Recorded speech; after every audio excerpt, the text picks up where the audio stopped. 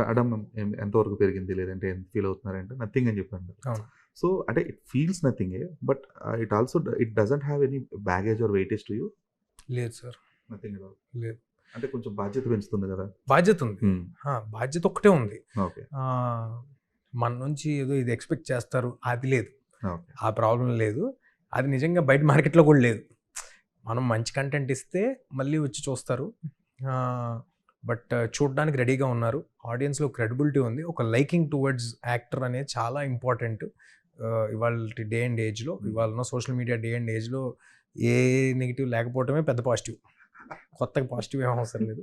So touch wood by God's grace అలా కుదిరింది కాబట్టి అంతే తప్పితే వేరే బ్యాగేజ్ ఏం లేదు. అసలు నేను ఫస్ట్ ఏదో వచ్చేసిన సక్సెస్నో లేకపోతే జరిగిన సినిమాలనో ఇది నాదే, ఇది లేకపోతే దీని తర్వాత ఇలాగ ఉండాలి అలాగ ఉండాలి, I have to behave a certain way.